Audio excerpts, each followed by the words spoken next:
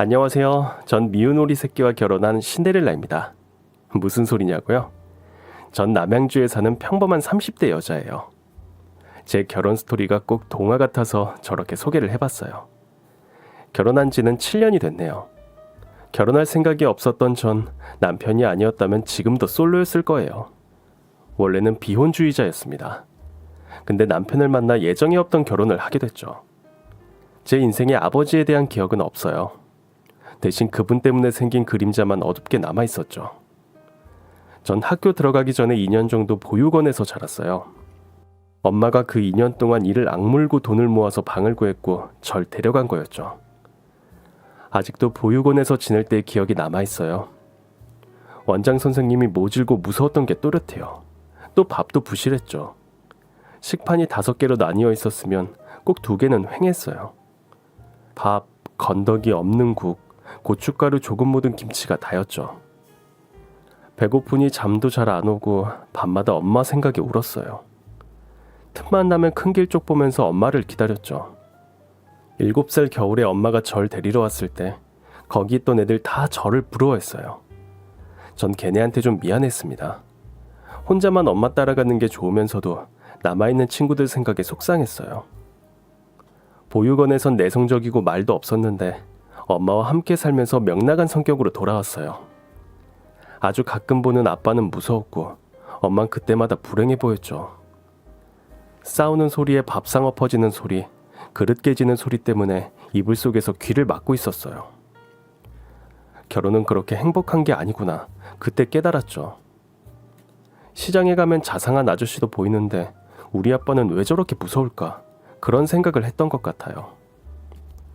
아버진 도박, 노름 안 하는 게 없었고 역마살까지 있었대요. 이혼도 안 해줘서 엄마가 어렵게 절 키운 거였죠. 잘못해서 아빠 같은 사람 만나면 어떻게 하나, 애한테도 못할 짓이다. 그런 생각에 결혼 출산은 먼 나라 얘기였어요. 그러면서도 착하고 진실한 사람을 보면 호감을 가졌죠. 이성적 호감이 아니라 인간적으로 신기했어요. 자상하고 배려 있는 남자는 극히 드물다고 생각해서 그랬던 것 같아요. 남편은 대학 때 동아리 활동 중에 만났어요. 우리 동아리는 2주에 한 번 보육원이나 시설에 가는 봉사활동을 했는데요. 다른 애들은 노느라 자주 빠지는데 이 사람은 매번 가더라고요.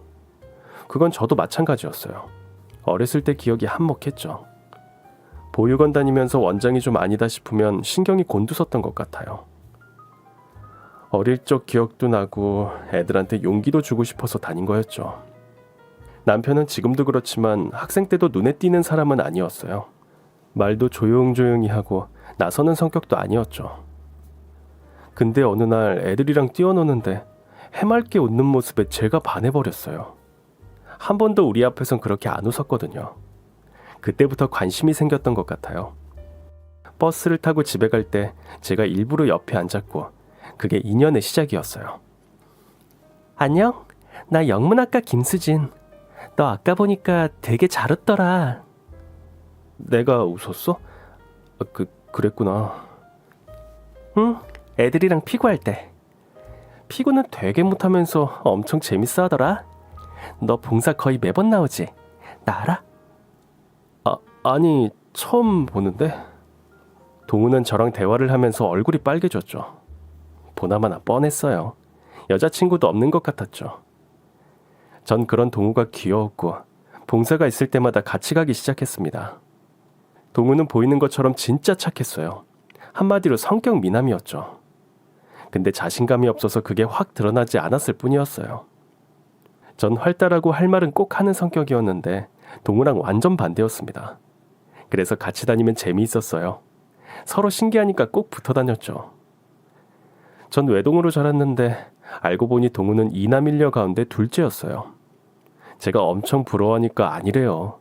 자긴 한마디로 미운 오리 새끼로 자랐다고 하더라고요.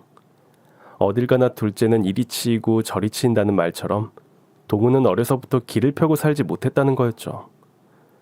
똑같은 자식인데도 눈칫밥을 먹고 자라서 그렇지 건강도 좋지 못해서 집안에선 약골로 통했고 덩치 큰 동생한테도 무시도 당했다고 하더라고요. 집에선 빌빌거리고 신경 쓰이게 하는 애로 낙인 찍혀서 행복하지 않았다는 얘기였습니다. 전 외동딸로 자라서 형제 자매 간에 그런 갈등이 있다는 게 잘 이해가 되지 않았어요. 성격상 지고는 못 살아서 그런 것도 있고요. 얘기를 듣다가 답답해서 물어봤어요. 동우, 넌 동생한테도 맞고 자랐단 말이야? 나 같으면 한 대 제대로 치워받고 올렸을 텐데. 지금도 너한테 막대? 내가 손봐줄까? 지금은 안 그래. 내가 잘못한 거 조목조목 따지면 결국엔 울던 애야. 커서는 안 때렸어. 어렸을 때나 그랬지. 딱 보니까 끝까지 동생을 싸고 돌더라고요. 제가 그랬죠. 커서가 더 문제라고요. 버릇없이 커서 또 형한테 까불면 가만 안 두겠다고 했더니 동우가 피식 웃더라고요. 저희는 확 불타는 연애가 아니라 군불지피듯 오래 따뜻한 연애를 했어요. 사실 동우는 착한 거 말고는 세상 기준으론 보잘것없는 사람이었어요. 하지만 마음만큼은 정말 마더 테레사라고 할 수 있을 정도로 착했습니다. 점심으로 먹으려고 삼각김밥을 사도 구걸하는 사람을 보면 그 김밥을 내줄 정도로 마음이 고왔어요. 동우야, 너도 배고프다면서 그걸 홀랑 주면 어떡해. 동전 몇 개 주면 되지. 난 괜찮아. 이따 집에 가서 밥 먹지 뭐. 너 때문에 못 살아. 내 거 밥만 먹고 너 줄게. 아니야. 난 너 먹는 것만 봐도 배불러.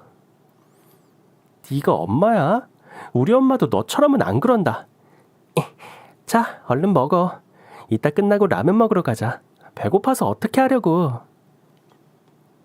알콩달콩 사귀다 보니 20대 후반이 됐고 군대 다녀온 동우가 취업을 했을 때 결혼 얘기가 나왔어요. 동우는 제가 비혼주의자라는 걸 알고 있어서 먼저 결혼 얘기를 꺼내지는 않았습니다. 하지만 제가 동거 얘기를 꺼내니까 동우는 그럴 바엔 결혼하자고 하더라고요. 자긴 한 번도 동거 생각 안 해봤다면서 절 설득하기 시작했죠. 전 한 달 정도 고민했어요. 엄마는 뭘 고민하냐고 절 나무라셨죠. 동우처럼 착한 애가 어디 있다고. 너 입버릇처럼 말했지? 아빠 같은 사람은 결혼하면 안 되는 사람이라고. 근데 동우는 다르잖아. 좋을 땐 물론이고 힘들 때도 너 챙길 남자야. 결혼하는데 왜 망설여? 아, 너 혹시 결혼 안 하겠다고 엄마한테 큰 소리 친 것 때문에 그래?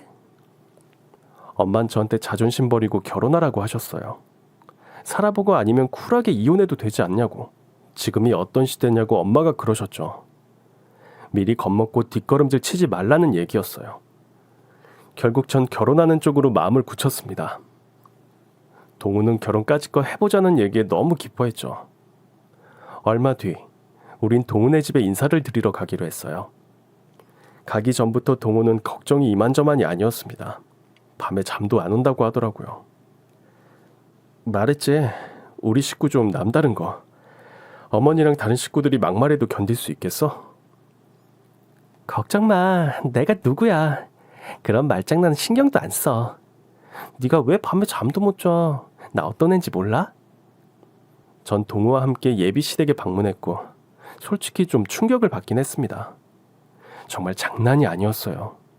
어떻게 이런 집안 사이에서 남편 같은 사람이 컸나 싶을 정도였죠. 한마디로 동우의 다른 식구들은 예의라곤 찾아볼 수도 없고 개념도 집을 나간 상태였죠. 제가 갔을 때 인사도 안 하고 다들 절 보기만 하더라고요. 인사가 기본인데 이 집은 그런 예의 범절도 없었죠. 오히려 제가 어색해서 먼저 인사를 했던 것 같아요. 또 선물도 간소하게 준비했는데 그것 가지고도 따지더라고요. 값이 너무 싸고 내용물도 부실하다는 거였죠. 그래도 신경 쓴다고 화과자 같은 걸 사갔어요. 저한테 인사도 생략한 동우의 가족들은 저 보는 데서 선물을 막 풀더라고요. 시어머니로 보이는 분은 말없이 저희를 지켜보기만 하셨어요. 에게 처음 인사하면서 고작 사오는 게 이거야? 이런 자리 처음이라서요. 그래도 이거 명인이 만든 걸로 주문해서 사온 건데 마음에 안 드세요? 넌 TV도 안 보니? 결혼할 사람 집에 처음 인사 올 때 백화점에서 과일 바구니랑 한우 같은 거 사오는 건 상식이야. 아, 이런 거 달아서 많이 먹지도 못해. 너 돈 쓸 줄도 모르는구나. 네, 그래도 제 성이니까 하나씩 맛 좀 보세요. 아, 센스하고는. 엄마, 이거 하나 먹어볼래? 어머니는 너무 단 건 싫다면서 안 드셨어요. 서운했지만 할 수 없었죠. 시작부터 좀 삐그덕거렸던 것 같아요. 그리고 어색한 대화가 시작됐죠. 동우의 남동생, 그러니까 이 집 막내가 엄청 철부지로 컸다고 들었어요. 공부도 안 하고 실컷 놀다가 20살 초반에 혼전 임신으로 일찌감치 결혼을 해서 아이도 있었죠. 동우 남동생 부부는 20대 중반이었어요. 애는 벌써 4살인가 그랬고요. 결혼하면 제가 동서라고 불러야 할 남동생 와이프는 얼굴에 철이 없다고 써 있었어요. 위아래도 없고 때를 쓰면 다 통하는 그런 마인드였죠. 꾸미는 것도 엄청 좋아하는지 머리부터 발끝까지 리본을 주렁주렁 달고 명품 로고가 박힌 옷으로 차려입고 있었죠. 동우한테 얼핏 듣기로는 어머니한테 생활비를 받고 있다고 했는데 넉넉하게 사는 티가 나더라고요. 근데 절 보는 시선이 좀 불쾌했어요. 사람 위아래로 훑어보는 거 있잖아요. 그렇게 보더니 한심하다는 표정을 짓더라고요. 게다가 선 넘는 질문도 막 던졌어요. 저한테 사는 데는 어디냐, 차는 있냐, 직장은 뭐 하는 데냐, 월급은 얼마냐 그러면서 절 무시하기 시작했죠. 직장 생활 그렇게 해도 월급 얼마 안 되죠? 보니까 멋도 안 부리는 것 같은데. 아니, 못 부리나? 월급이 쥐꼬리라서 그래요? 돈도 얼마 못 버는데 아침마다 출근하기 귀찮지 않아요? 나 같으면 짜증날 것 같아. 명품 지갑 살 돈도 안 되잖아. 속이 빤히 보이는 그런 질문에 전 눈 하나 깜빡하지 않았어요. 제 월급 그렇게 적진 않고요. 검소한 편이라 저금도 꽤 하는 편이에요. 아침마다 출근할 때가 있다는 게 얼마나 좋은데요. 보람도 있고. 가고 싶었던 회사라 지금까지는 좋아요. 전 명품에는 관심이 없어서 사는데 크게 지장은 없어요. 직장 생활 혹시 해봤어요? 아니요. 우리 애기 생겨서 대학 좀 다니다가 관뒀어요. 예비동서는 기분이 나빴는지 새침하게 대답하더라고요. 그래도 끝까지 자기 같으면 그런 회사 안 다닌다. 애 키우면 다니던 회사도 그만두게 돼 있다면서 절 깎아내렸죠. 전 그러거나 말거나 커피만 홀짝였어요. 서로가 불편한 대화를 마치고 동우가 지내던 방에 올라가 봤어요. 거긴 이미 조카의 장난감과 침대가 한가득이었죠. 동우의 손때 묻은 물건은 하나도 남아있지 않았어요. 그 집에 동우는 맞지 않았어요. 오로지 돈만 하는 그 집 식구들과는 물과 기름처럼 겉돌기만 했죠. 어쩌다 밖에서 같이 식사를 한 적도 있었어요. 옆자리에 휠체어에 탄 할머니와 가족들이 왔는데 시누이가 그러더라고요. 엄마가 아프면 자기가 열일 다 제쳐놓고 간호하겠다고요. 그랬더니 동서가 호들갑을 떨었어요. 형님보다 자기가 낫다면서 어머님 병원 다니시는 거 지금도 같이 갈 수 있다고 나섰죠. 전 둘이 서로 그러는 게 어쩐지 오글거려서 가만히 있었어요. 그랬더니 동서가 저한테 이러더라고요. 왜 아무 말 안 하냐고. 그때 돼서 발 빼려고 벌써 이러냐고 그래서 웃었죠. 동서는 진짜 얄미운 타입이었어요. 꼭 가만히 있는 저를 걸고 넘어지더라고요. 결혼한 것도 아닌데 말싸움하기도 싫어서 가만히 있었죠. 그때 시동생이 그러더라고요. 엄마 아픈데 아무것도 안 하면 그건 가족도 아니지. 내가 가만 안 둘 거야. 누나고 형이고 내가 지켜본다고. 동우랑 전 황당했죠.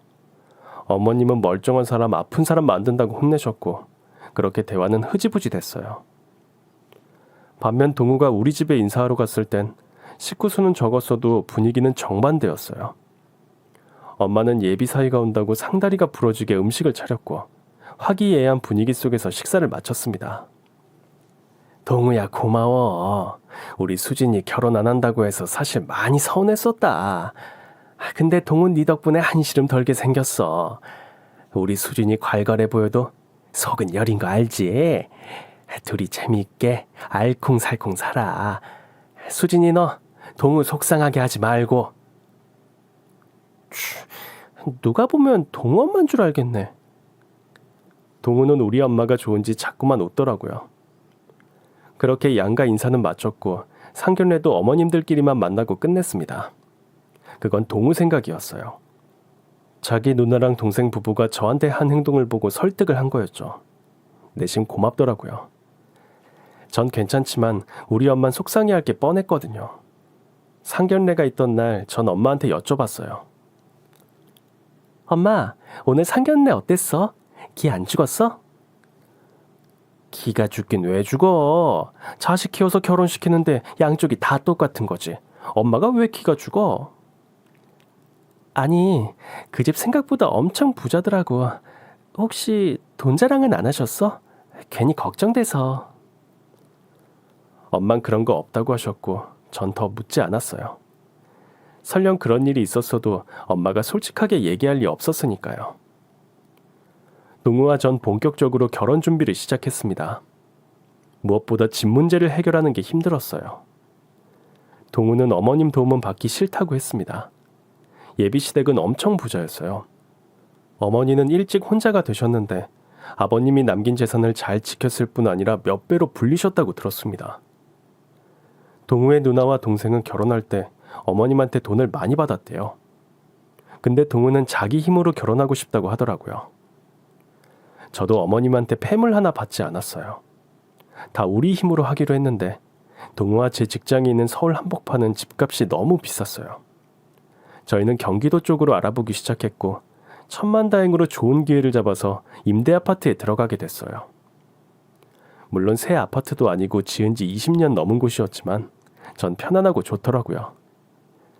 혼자 사는 분들도 많고 나이 드신 분들도 많았지만 그건 아무렇지도 않았어요. 지하철역이 가까워 서울로 출근하기에도 좋았고요. 무엇보다 둘만의 보금자리가 생겼다는 이유만으로 참 마음이 편했습니다. 방 2개에 화장실, 거실까지 있는 우리 아파트는 궁전보다 더 좋았어요. 게다가 남편이 된 동우는 결혼하고 보니까 정말 진국이었습니다. 우산 같은 것도 먼저 챙겨주고 퇴근이 늦으면 저녁 해놓고 역까지 데리러 와주고 정말 고마운 게 많았어요. 배려와 이해심이 넘치는 사람이었죠. 휴일이나 저녁 때 커피 마시면서 산책하면 부러울 게 없었어요. 우린 결혼 생활이 만족스러운데 시댁에 가면 우리가 이상한 사람처럼 느껴졌어요. 일단 재력에서 차이가 났고 그걸 다른 가족들은 엄청 자랑스러워했거든요. 시어머니는 땅, 상가를 많이 소유하셔서 재산이 많으셨고 현금도 꽤 있다고 들었어요. 형님과 시동생 부부도 부자 동네 고층 아파트에 살고 있었고요. 저흰 돈에 있어선 초연했기 때문에 딱히 부럽다는 생각도 없었는데 시댁 갈 때마다 희한한 공격을 당했습니다. 동서는 제 옆을 지나갈 때마다 코를 틀어막거나 냄새가 난다는 신용을 했죠.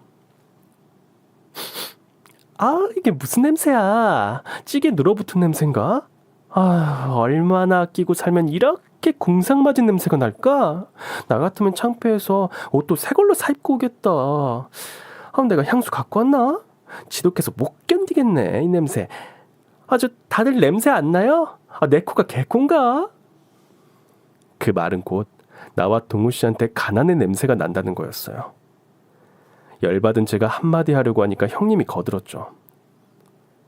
영화에서도 나오잖아. 냄새 때문에 부잣집 사모님이 환장하는 장면. 올케, 그걸 또 여기서 따라하고 싶었어? 하긴 올케가 하고 다니는 게 부잣집 사모님 같긴 하지만. 어머 형님, 제가 무슨 부자예요. 전 검소한 편이에요. 옷도 명품 좀 입는다고 다 부자인가요? 찐 부자는 따로 있는 거 아시면서. 아 맞다, 우리 형님이랑 어머님이 찐 부자 아닌가? 전 그냥 찌그러져 있을게요. 아우, 번데기 앞에서 주름 잡았네. 동서마리 식구들은 다 웃기만 했고 누구 하나 나무라는 사람 없었어요. 저만 열받아서 밥 먹다 말고 숟가락을 내려놨죠. 성질 같아서는 다 뒤집어 엎고 싶었지만 착한 남편 보고 참았어요. 식탁 밑으로 남편이 제 손을 잡더라고요. 시누이는 제 남편한테 이상한 것도 잘 시켰어요. 저흰 뚜벅이었고 형님과 동선에는 고급 외제차를 타고 다녔는데 한 번은 형님이 그러시더라고요.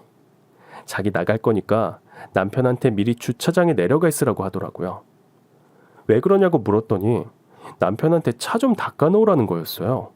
먼지가 너무 많이 앉았다면서 차 안에 쓰레기도 치워놓으라는 얘기에 전 참을 수가 없었습니다. 전 어머님한테 일찍 가보겠다고 하고 남편 손을 잡고 일어났어요. 형님은 어딜 가냐고 자기 차 깨끗이 치워놓고 가라고 하더라고요.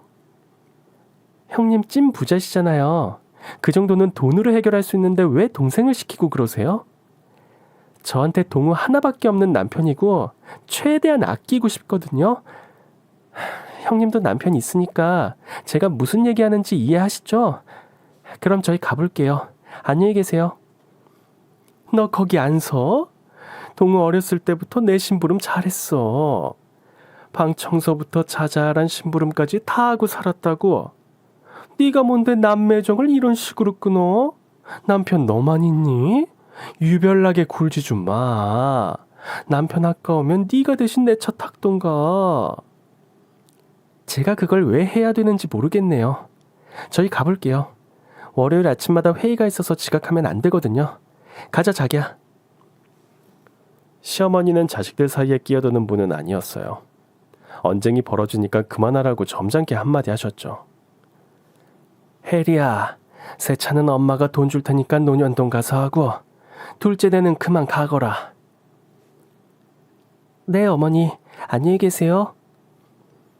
매번 이러는데 기가 막혔어요. 저희가 돈 빌려달라고 한 적도 없고 동냥을 한 것도 아닌데 시댁에서 거지 취급을 받는 게 늘 서럽고 분했습니다. 집에 와서야 울고 나서는 앞으로 열심히 잘 살아보자고 서로를 다독이곤 했죠. 남편은 저한테 너무 미안해했습니다. 화낼 줄도 모르는 착한 남편을 보면 더 가슴이 쓰렸죠. 서름을 느낄수록 저흰 더 열심히 일했어요. 먹을 거 덜 먹고 입을 거 아껴가며 열심히 저축도 했습니다. 돈 나갈 구멍을 막으려고 물티슈도 빨아쓰면서 철저하게 절약하며 살았어요. 절약도 습관이 되니까 나중에 힘들지가 않더라고요.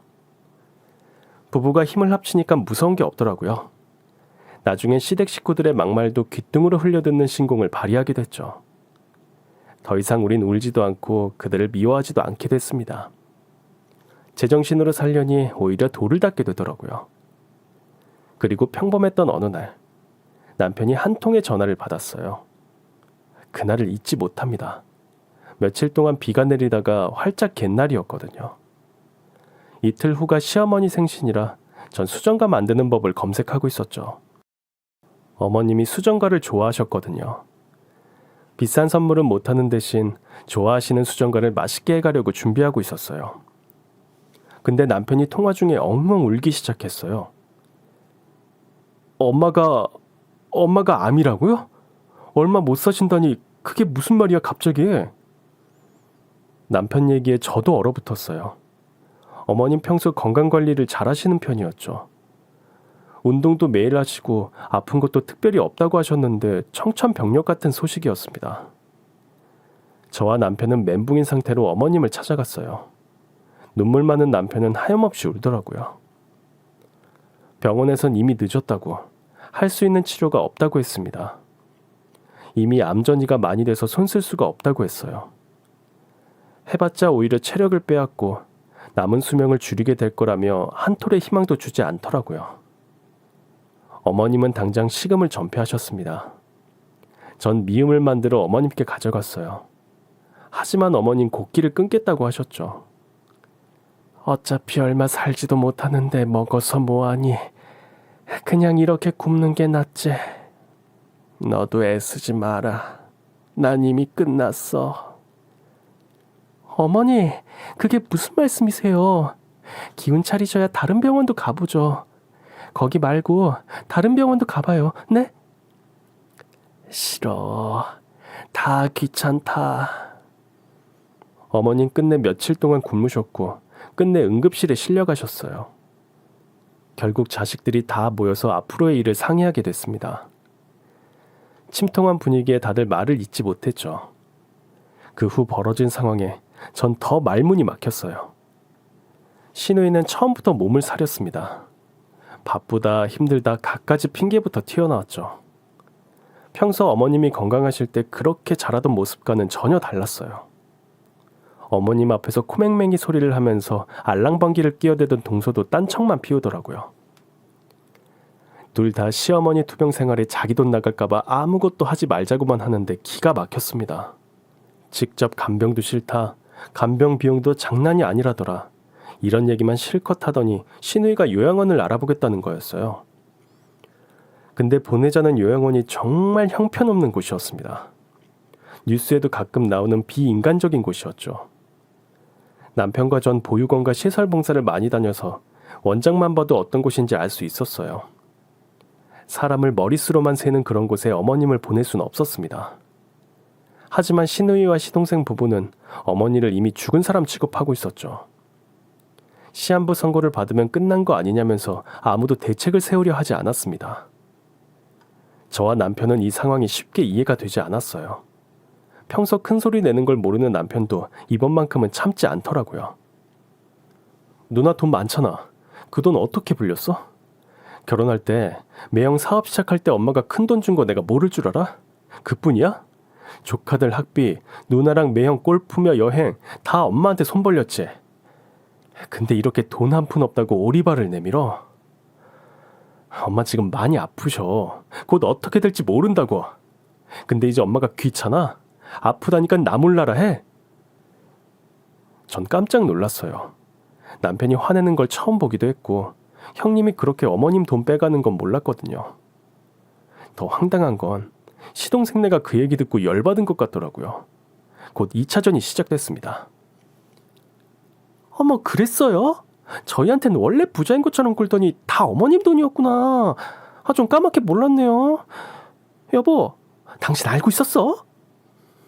시동생은 누나 못됐다면서 대들었고 시누이는 어디 큰 누나한테 대드냐고 난리를 쳤죠. 보다 못해 제가 제안했어요. 어머님을 집에 모시는 건 어떨까요? 아무리 그래도 집이 제일 편하실 거예요. 간병인을 24시간 두더라도요. 자식들이 번갈아 가면서 들여다보고요. 그러자 남편과 저 빼고 다 반대하고 나섰죠. 시누이는 자기는 바빠서 엄마 돌볼 수 없고 24시간 간병인을 두면 나가는 돈이 얼마냐면서 안 된다고 했어요. 동서는 또 이런 이유를 대더라고요. 저 아직 어려서 아프신 어른 어떻게 돌보는지도 몰라요. 난 아직 시어머니가 필요한데 내가 무슨 어머님을 모셔요. 진짜 내 주변에 시어머니 간병한 애들 한 명도 못 봤어. 나 못해. 내가 그걸 어떻게 해. 다들 손해 안 보려고 기를 쓰는 게 보이더라고요. 전 한숨을 쉬면서 이렇게 말했습니다. 그럴 것 같으면 차라리 제가 돌볼게요. 저희 집에 모실게요.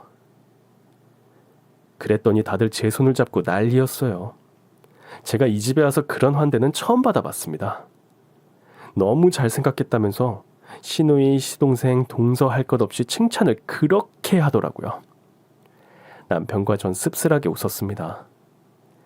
제가 간병을 맡겠다고 하니 처음엔 이것저것 다 지원해 줄 것처럼 하다가 나중엔 연락도 끊더라고요. 예상했던 일이었어요. 그렇게 시어머니를 저희 집에 모시게 됐습니다. 작지만 신혼집으로 깔끔하게 꾸몄던 집을 환자가 지내기 편하게 조금 바꿨어요. 물론 시어머니가 특별히 저한테 잘해주신 건 없었지만 지금은 그런 거 따질 때가 아니라고 생각했습니다. 어머님이 살 날이 얼마 남지 않았다는 부분이 가장 걸렸어요. 여태까지 잘 사시다가 말년이 외로우시면 얼마나 비참할지 꼭 제 일인 것처럼 눈앞이 캄캄했죠. 더군다나 암에 걸리셔서 몸도 아프신데 혼자 내버려 둘 수는 없었어요. 남편은 저한테 수시로 고맙다고 했어요. 전 괜찮다고, 진짜 마음에서 우러나온 일이라고 했죠. 부부는 닮는다더니 정말 그런가 보네. 당신 한 사람만 보고 살았더니 나까지 변했나 봐. 나 원래 이런 애 아닌데, 그치? 아휴, 고맙다는 말 좀 그만해. 우리 어머님만 생각하자. 그 큰 집 놔두고 우리 집 오셨는데 많이 불편해하시면 어떻게 하지? 하지만 어머님은 불평은 한마디도 없으셨죠. 어머님 상태가 더 나빠지면서 전 회사를 그만두고 손발이 되어드리기로 했습니다. 집에 있으면서 밥도 꼭 영양사처럼 골고루 해드리려고 노력했어요. 최대한 음식을 드릴 수 있을 때까지 맛있는 걸 잡수셨으면 했거든요. 가끔은 말동무도 해드리고 병원에도 제가 모시고 갔습니다. 답답하시다고 하면 휠체어에 어머님을 태우고 아파트 단지를 돌며 산책을 해드렸어요. 어머니 보세요. 벌써 들국화가 폈어요. 고추 잠자리도 보이시죠? 우와, 가을이네요 어느새. 알고 보니 어머닌 길가에 핀 작은 들꽃도 지나치지 못하는 분이셨죠. 계절이 지나갈 때 피고 지는 꽃들 보면서 미소를 짓곤 하셨습니다. 또 체력적으로 생각보다 잘 버텨주셔서 저희 집에서 계절은 2번이나 지나갔어요. 그 사이 시누이나 시동생은 코빼기도 비추지 않았어요. 기억나는 건 형님이 딱 1번 보내신 굴비 세트와 동서가 가져온 녹두죽이 전부였습니다. 어머님 생신 때 형님은 가족여행을 간다면서 굴비 세트를 붙여왔더라고요. 어머님은 손주들이 보고 싶다고 여러 번 말씀하셨고 전 형님한테 전화를 드렸죠. 저예요. 굴비 받았어요. 어머님 맛있게 구워드릴게요. 어머님이 승현이 승재 보고 싶다고 하세요. 여행 끝나고 오실 수 있으세요? 6개월 정도 못 보신 거잖아요. 여행 끝나면 애들 시험 준비해서 못 움직여. 우리 여행도 겨우 가는 거야. 올케가 엄마한테 말 좀 잘해줘. 굴비 좋아하시니까 그거 잘 구워드리고. 엄마는 애들 바쁜데 왜 오라 가라는 거야. 우리 비행기 타야 해. 미국 가는 거니까 빨리는 못 와. 끝난다. 전 차마 어머니한테 사실을 말씀드릴 수 없었어요. 근데 어머님은 눈치채신 것 같았죠.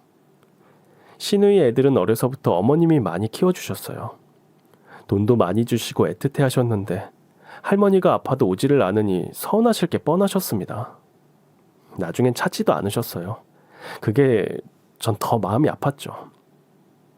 시간이 지나면서 암은 점점 더 어머니를 공격했고 기력이 쇠하셔서 화장실도 못 가시게 되셨죠. 결국 전 어머님의 대소변까지 받아들여야 했습니다. 그때쯤 어머님은 많이 울적해 하셨어요. 저도 마음이 아팠죠. 동서도 마찬가지였어요. 여름엔 애랑 바다 간다, 겨울엔 스키장 간다면서 어머님은 나몰라라 했죠. 시동생 역시 전화 한 통 없더라고요. 그러다가 딱 1번 동서가 뜬금없이 녹두죽을 해왔더라고요. 그것도 집안엔 들어오지도 않았어요. 제가 어머님 보고 가라니까 빨리 가야 한다고 하더라고요. 차에 애 혼자 있다고 그래서 제가 그랬죠. 그럼 서연이 데리고 와. 어머님이 보고 싶어 하셔. 아니요. 서연이 친구 엄마들이랑 어디 가기로 해서요. 이것만 전해주세요. 그럼 수고하세요, 형님. 제가 붙잡을까봐 도망치듯 가는데 할 말이 없더라고요. 제가 다 서운했어요. 대신 미운 오리 새끼로 큰 남편은 어머니를 위해 할 수 있는 건 다 하는 사람이었습니다. 퇴근하면 남은 집안일은 다 남편 몫이었죠. 지쳐있는 저와 어머니를 다독이고 용기를 주는 건 남편만 할 수 있는 일이었어요. 잠든 어머님의 손을 잡고 남편은 혼자 많이 울었습니다. 어머니 혼자 3남매 키운다고 고생하신 얘기도 그때 들을 수 있었어요. 그렇게 1년이라는 시간이 지났습니다. 저희 부부는 꼬박 4계절을 어머니와 함께 지냈고 1년 후 어머니는 숨을 거두셨죠. 365일 동안 어머니에게 정이 많이 들어 장례식 때 정말 많이 울었던 것 같아요. 남편과 전 거의 제정신이 아니었어요. 어머님의 유고를 납골당에 모셔드리고 나서야 실감이 나더라고요. 그리고 상속 문제를 풀어야 했죠. 시어머니는 상속 절차를 유증으로 처리하셨어요. 유증이라는 건 어머님이 자식들한테 증여 비율을 정할 수 있는 거더라고요. 전 이때 처음 알게 됐습니다. 유산 문제로 다 모인 자리에서 시누이는 이렇게 말했어요. 당연히 내가 큰딸이니까 내가 제일 많이 받겠지? 미리 말하는데 엄마가 남긴 거 달라고 하면 안 된다. 작년으로 쉽지 않았어. 내가 너 임무까지 엄마한테 얼마나 잘한 줄 알아? 아버지 돌아가시고 엄마가 가장 많이 의지한 사람이 나였어. 말하자면 아빠 대신이었던 거지. 알긴 아니? 시누이 말에 동서가 발끈하더라고요. 아니죠, 형님. 제가 어머니한테 얼마나 잘했는데요. 형님은 어머니 아프실 때 죽이라도 한번 만들어 가신 적 있어요? 저 녹두죽 했던 거 못 들으셨어요? 그거 말고도 저 결혼하고 어머니한테 진짜 잘했는데 형님 입으로도 그러셨잖아요. 제가 꼭 딸 같은 며느리라고요. 어머님도 아니고 형님이 직접 그러셨던 거 기억 안 나세요? 전 황당했죠. 동서가 죽을 만들어 온 건 딱 한 번뿐이었어요. 신우이와 동서는 서로 꿈깨라면서 서로를 무시하고 싸우더라고요. 어머님 돌아가신 지 얼마나 됐다고 저렇게 싸우는 건지 한숨이 절로 나왔습니다. 그리고 시어머니 변호사가 찾아왔어요. 그분의 유언장 내용을 모두 앞에서 읽었는데 순간 상황이 완전히 뒤집어졌습니다. 형님은 그 자리에서 얼굴이 벌개져서 막 소리를 질렀어요. 일어나서 삿대질까지 하면서 변호사의 멱살을 잡을 뻔했죠. 뭐라고요? 제대로 읽은 거 맞아요? 위증한 거 아니에요? 말도 안 돼. 이런 법이 어딨어? 내가 장녀인데. 나한텐 뭐가 없잖아요, 김 변호사님. 당신 일 이렇게 할 거야? 이거 진짜 엄마가 지시한 내용 맞냐고요? 변호사는 진정하라면서 위증이라는 말 함부로 하지 말라고 경고하더라고요. 시어머니가 가진 재산의 대부분을 저와 남편에게 남겼다는 게 그 자리에서 밝혀졌어요. 어머니의 고가 아파트부터 시작해서 갖고 있는 노른자 땅, 현금까지 전부 다 우리 부부 몫으로 해두신 거였습니다. 동서 역시 형님 옆에서 거품을 물고 항의했어요. 둘은 유언장을 빼앗다시피 해서 읽기 시작했죠. 눈을 몇 번을 비비면서 유언장을 읽었지만 그 내용은 다 사실이었어요. 동서도 거의 혼이 나갔죠. 이게 뭐예요? 왜 형님한테 어머니 재산이 다 가냐고요? 내가 얼마나 어머니한테 잘했는데. 억울해. 말도 안 돼. 이게 뭐야? 동서는 미친 여자처럼 머리를 풀더니 바닥에 주저앉아 빽빽 울기 시작했죠. 변호사는 신우이와 동서를 보면서 이렇게 말했어요. 유류분 제도를 통해서 조금은 재산을 받을 수 있다고요. 그랬더니 형님과 동서는 누구 약 올리는 거냐고 더 발광을 했죠. 남편과 전 그 순간에도 손을 꼭 잡고 있었어요. 심장이 다 벌렁거렸죠. 원체 잘 놀라지 않는 건데 이번 일은 저도 감당이 잘 되지 않았어요.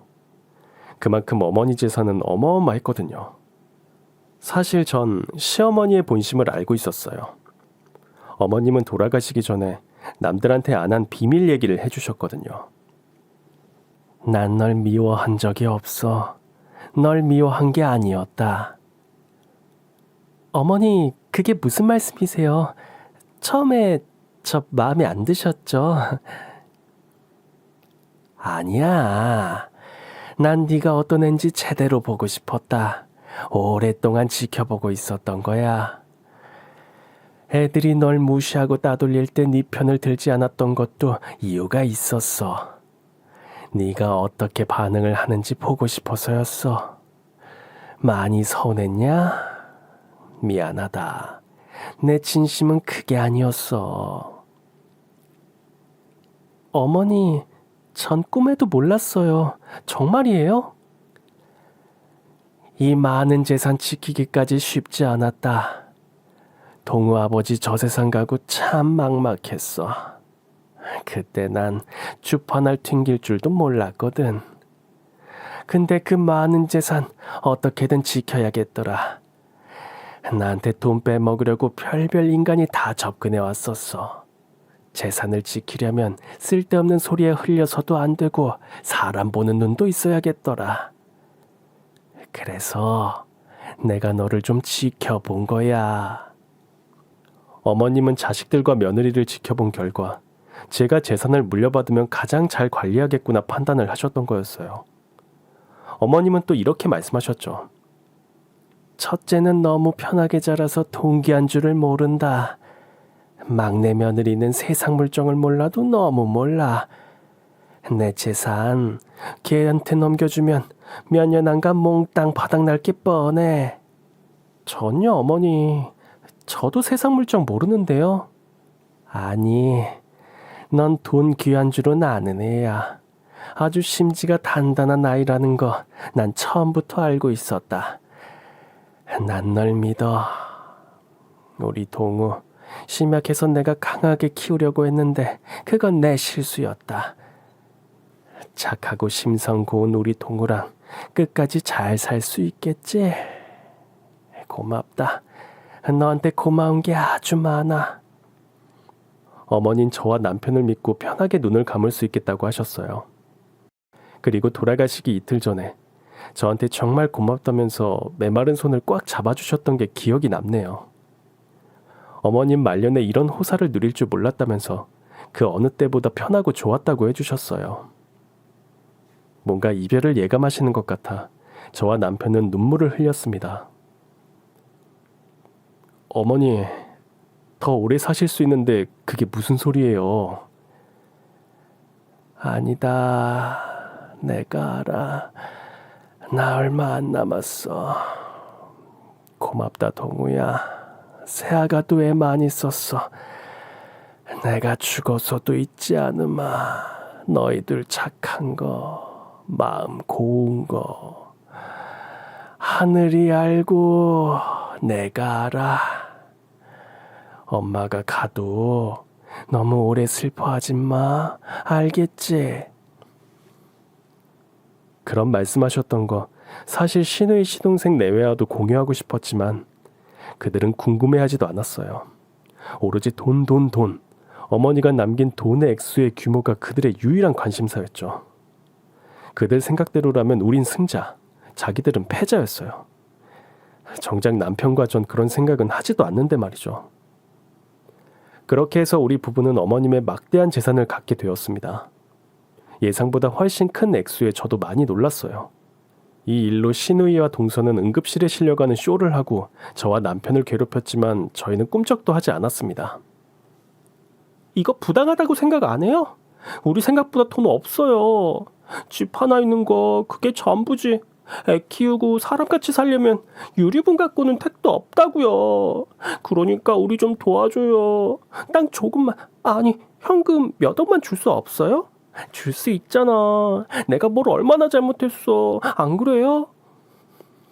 동서의 말도 안 되는 생때에 전 확실하게 대답을 해줬습니다. 잘못한 게 없구나. 임대 아파트 산다고 가난한 냄새 난다고 내가 지나갈 때 코 틀어막던 게 누구더라? 동서, 이제는 나한테 돈 냄새 안 나? 돈 냄새는 뭐 향기롭나? 내가 언제 그랬어요? 그땐 농담이었죠. 다 웃었던 거 기억 안 나요? 뭐 지난 일 같고 그래요. 지난 일? 난 태어나서 그런 수모 처음 당했고 평생 못 잊을 것 같아. 사람 나고 돈 났지. 돈 나고 사람 났나? 안 그래? 돈 아쉬우면 일해서 벌어. 아침에 출근하고 저녁에 퇴근하는 그런 삶도 나쁘지 않아. 아니면 집에서 뭐라도 하면 좋잖아. 안 그래? 어머님이 남기신 유류분이라도 잘 지키길 바래. 우리 몫은 우리가 지킬게. 동서는 말없이 절 노려보다가 발을 동동 구르면서 또 울더라고요. 아주 어린애가 따로 없었습니다. 시어머니 말기암 선고 받았을 때도 똑같았어요. 자기는 어려서 아무것도 모른다더니 진짜 백치 그 자체였습니다. 신우이는 동서처럼은 안 하더라고요. 어머님이 남기신 재산을 빼가보려고 저를 어르고 달래고 남편을 살살 꼬시려고 했지만 다 실패했죠. 큰 누나 무시하냐고요. 그래도 모든 걸 법대로 처리하겠다고 했고 어머님 유언 따르겠다고 강하게 나갔습니다. 그들이 더 할 수 있는 건 없었어요. 동우야, 올케야, 내가 이렇게 부탁할게. 무릎이라도 꿇으라면 꿇을게. 엄마 안 돌보고 나만 잘 산 거 잘못했어. 이제라도 나 너희한테 잘할 수 없을까? 청소하라면 하고 빨래하라면 할게. 제발 나 좀 살려줘. 엄마 유산만 믿고 벌려놓은 일도 있단 말이야. 동우야, 너 누나 이렇게 외면할래? 누나, 굴비 기억나? 수진이가 엄마 간병하는 1년 동안 누나 한 번도 안 왔어. 고작 굴비 그 한 상자가 다였지. 엄마가 애들 그렇게 보고 싶다고 했는데도 여행 간다고 핑계댔지. 영상통화도 말만 하고 한 번도 안 했잖아. 이제 그만 좀 해. 나 어려서부터 누나 해달라는 거 다 해줬지만 이번만큼은 못 해줘. 엄마가 이 재산 어떻게 지켰는지 알아? 누나가 돈 달랄 때마다 엄마 진짜 걱정 많았대. 하늘에서도 누나 보면서 걱정하실 거 생각 안 해? 지금 잃어놓은 거라도 잘 지키면서 살아. 우리 괴롭히지 말고. 폭풍이 다 지나가고 우리 부부는 어머님 유산을 두고 고민에 빠졌어요. 너무 큰 돈이라 고민이 되더라고요. 결국 남은 재산 중 절반은 보육원에 후원을 했어요. 대학 때부터 봉사를 가던 보육원이 헐릴 위기에 처해 있었거든요. 기부를 하고도 돈은 차고 넘쳤죠. 어머니의 노력이 어느 정도였는지 가늠이 되지 않았습니다. 그리고 고민하던 숙제 하나를 속 시원히 해결했어요. 남편의 동의하에 다른 가족들과는 연락을 끊기로 했습니다. 이사도 하고 전화번호도 바꿨어요. 수시로 우리를 괴롭히던 시누이와 동서를 더 이상은 보지 않게 됐죠. 우린 진짜 하고 싶은 일을 해보기로 했어요. 또 하나 기쁜 소식은 제 뱃속에 작은 생명이 꿈을 고리고 있다는 것입니다. 태몽도 껐어요. 아무리 생각해도 우리 아긴 어머님이 주신 선물 같네요. 욕심은 사람을 참 추하게 만드는 것 같아요. 어려움 앞에서 돈부터 챙기니 쌓았던 정도 깨지고 인연도 끊어지게 되네요. 전 착한 남편, 그리고 태어날 아이와 앞으로도 평온하게 살 생각이에요. 돈이 많아졌다고 해서 밥을 5끼 먹을 수 있는 것도 아니고 별나라에 갈 수 있는 것도 아니고요. 여러분은 어떤 배우자와 살고 계신가요? 미혼이시면 어떤 배우자를 꿈꾸고 계세요? 돈, 직업, 학벌 다 좋지만 성격 미남은 어떨까요? 제 이야기는 여기까지입니다. 오늘도 좋은 하루 보내시길 바랍니다.